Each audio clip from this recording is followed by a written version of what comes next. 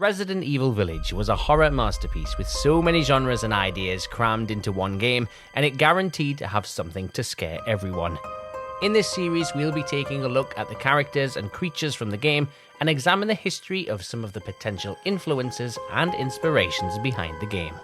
Before we start, remember to subscribe and turn on notifications so that you can be the first to see when the next episode in the series goes live. This is Resident Evil Village, the tales behind the terror.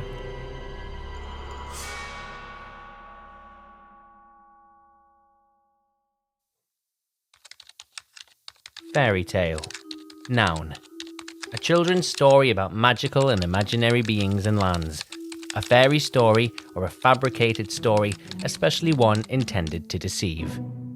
Using this definition, Resident Evil Village qualifies as an adult fairy tale that we can experience through the medium of gaming, and it works so well.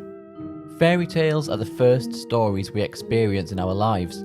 They help us make sense of the world, form a moral compass, and even teach us about the dangers we will face in life. They play on our basic fears of the unknown, the unexplainable, and the dangerous. These sorts of stories are fantastical and filled with magic and mystical creatures and explore dark subjects through a lens that makes them more child-friendly. These fairy tales and folk stories have always been influenced by the cultures and societies that they take place in and reflect social, historical and cultural values of the time. Because of this, they have adapted over the years to reflect the people who tell and listen to them at the time. With witches, castles, werewolves, vampires, mermen and more at the heart of its story, it's clear that Resident Evil Village borrows a lot from the fairy tales and folklore of Europe. So much so that the game even begins with a story about a child who wanders too far into the woods. This fairy tale, The Village of Shadows, serves as a setup for the narrative of the whole game and introduces us to the four lords of the village and hints at their powers. It follows a traditional fairy tale style, and it's a very clever, simple and effective way to tell us what we're going to go up against, and also works as a cautionary tale to hint at how we might be able to survive. Like most fairy tales, it draws on truth, but makes it fantastical, and that's why fairy tales have always been so relevant. They teach us important lessons in ways that capture the imagination and stick with us. But where do they come from? Fairy tales are a form of folklore. These stories have existed for millennia and have been passed down from generation to generation. Some historians believe some of these stories may even date back as far as the Bronze Age. The name fairy tale was first used by Madame d'Aulnoy, the notable French writer of the 18th century, who first called them contes de fées, which translates as fairy tales. Some of the most famous fairy tales, of course, originated in Europe, the setting of Village. Within Europe, Germany is probably the most famous place for these stories. The Brothers Grimm are the most popular fairy tale writers of all time.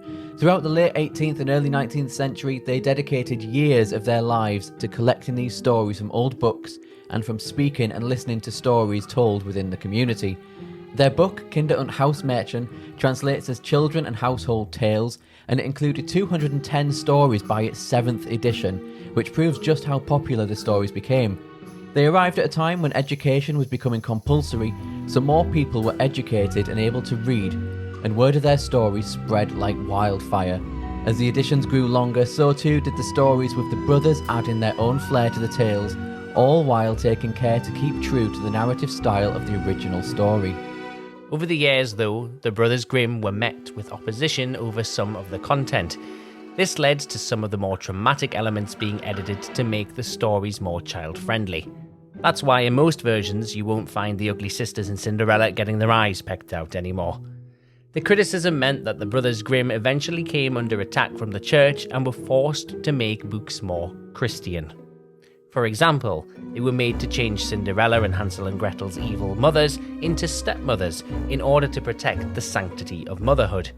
They also omitted Rapunzel's pregnancy, which, in the original, alerted the witch to the prince's visit. Rapunzel and the prince weren't married, and therefore that story became unacceptable because of its depiction of premarital sex. Fairies were often changed to become wise women, as in the case of Briar Rose, who we now know as Sleeping Beauty. Some stories were cut altogether. the most notable being the story titled How Some Children Played at Slaughtering, which involved a lot of death. All of the stories within the Grimm tales are set in Germany, but it's the towns of Buxtehude and Bremen that celebrate their ties to these tales to this day. Buxtehude is mentioned in The Hare and the Hedgehog, and Bremen is even in the title of the town musicians of Bremen. In fact, because of this and its many other mentions in classic German texts, Buxtehude is known as the fairy tale capital of the world. This fantastical reputation inspired a popular German saying, nach Buxtehude jagen, which means to chase after Buxtehude, or to go on a wild goose chase. The name Buxtehude now means a place you can't find, or a place that doesn't exist. A place that is nowhere at all, which happily enough is where you'll find fairyland. Despite being home to the fairy tale capital of the world, it's not just Germany that's popular for fairy tales. Denmark is well known for stories of the 19th century writer Hans Christian Andersen. His most famous stories include The Emperor's New Clothes, The Little Match Girl, The Little Mermaid, The Snow Queen, The Ugly Duckling, among many, many more. The thing that sets Andersen apart from the Brothers Grimm is that out of his 200 plus stories, only 7 were borrowed from history and the culture surrounding him, where the Brothers Grimm collected, Andersen created.